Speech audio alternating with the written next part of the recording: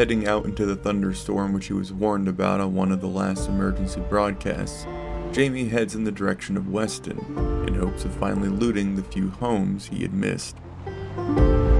Driving the route he had cleared countless times before, he spends the majority of the morning fighting undead off the road before he begins to see the futility of it all.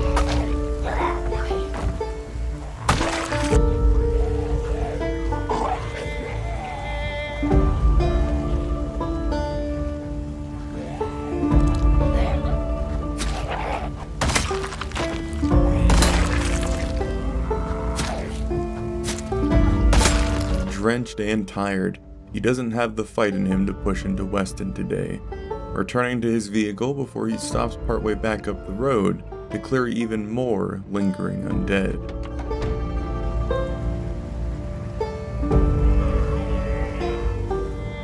As if the world itself could feel his failing composure, suddenly wave after wave of wandering shamblers come pouring from the woods in an attempt to overwhelm him.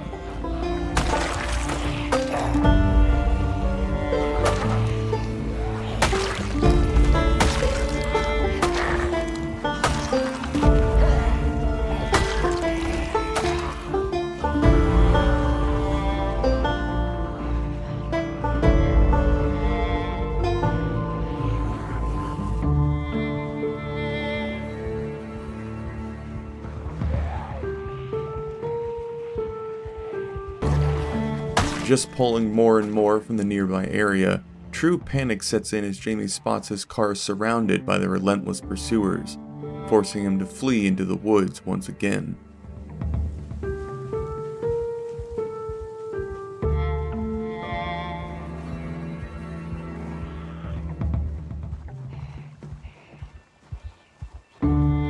Finally creating a more manageable situation, Jamie listens to the larger group rustling through the trees to his north, and wastes no time in fighting to his steed.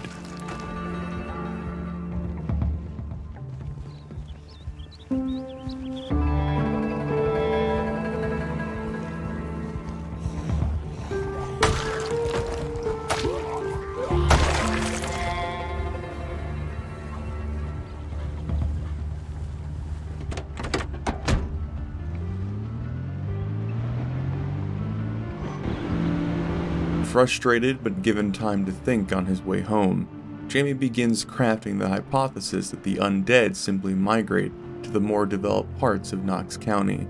They are drawn to noise, and what makes more noise than 100 rotten corpses banging around and growling non-stop? Worried about what it means if his assumption is correct, he calms himself by checking in on his garden, which appears to be flourishing despite Jamie's noticeable lack of a green thumb.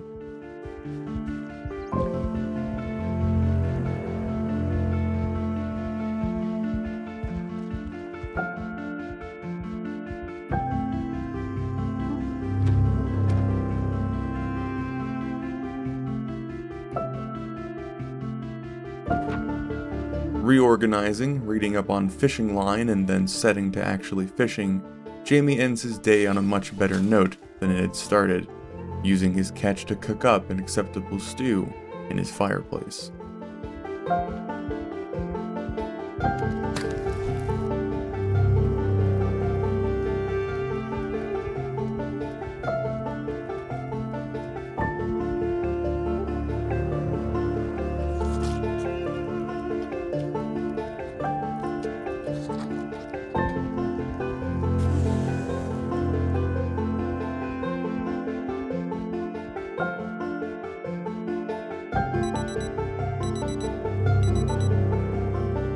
Waking up in the chair that had now become his bed, he sets off from his sanctuary once more, but with the intention of steering clear of any major town or city for the day.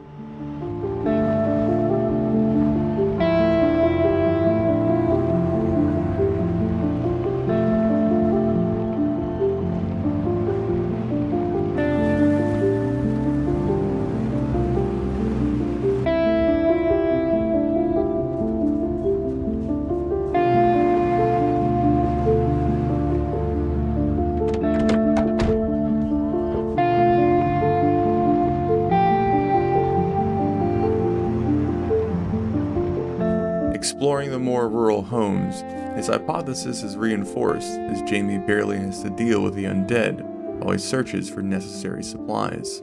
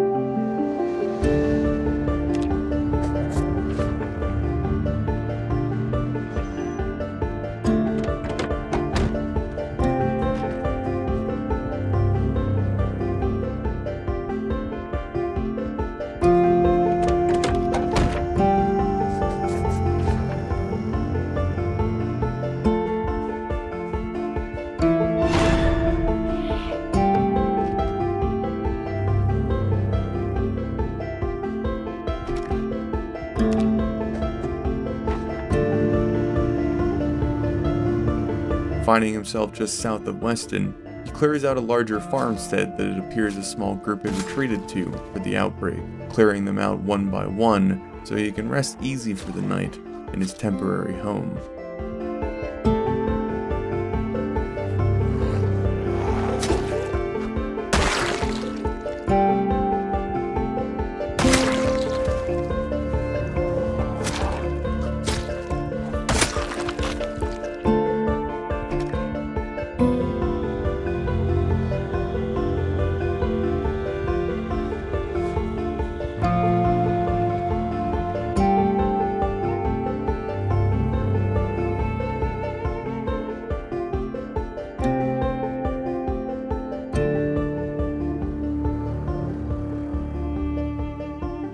Barely noticing that it had now been a month since the outbreak, Jamie heads back into the rain once more to continue his scouting of the more peaceful farmland.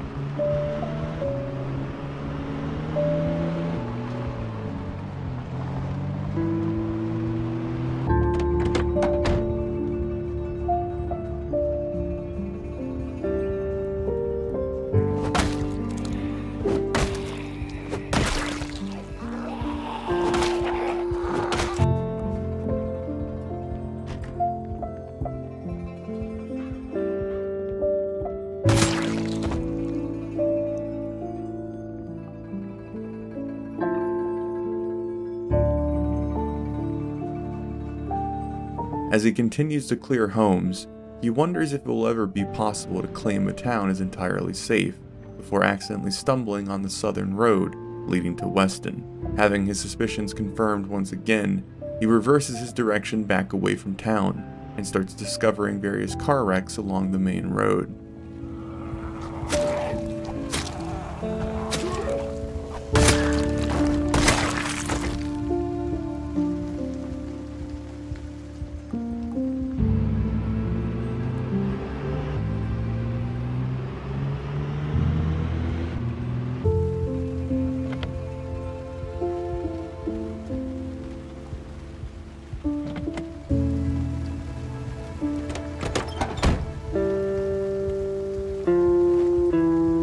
Eventually, even more evidence shows itself in the form of a large herd gathered in the middle of the street, making Jamie wonder if the mindless undead float on them like a lazy river of death.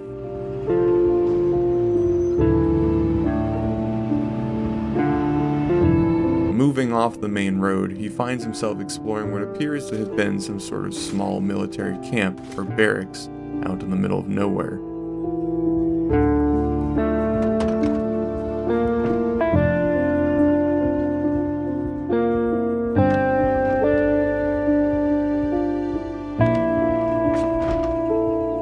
Sadly, however, it appears the only things left behind are lockers full of clothing and a handful of basic tools.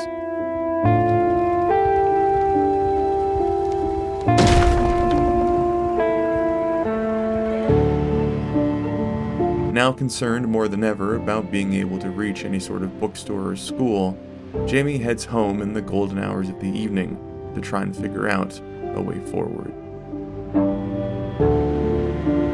It appears that the undead migrate towards the towns and cities, as far as I can tell, which I guess makes sense, but makes my mission a lot more difficult. Where I had assumed Weston was finally safe, each time I return there is another horde of undead waiting for me. It's like mowing the lawn at this point. It just feels so routine. I did change my direction for the day, however, exploring the farmlands away from West Point. It was almost peaceful. There were times where you could almost forget the world had gone to shit. Almost. I still need to focus on getting the power back up, but that's a problem for tomorrow. Jamie.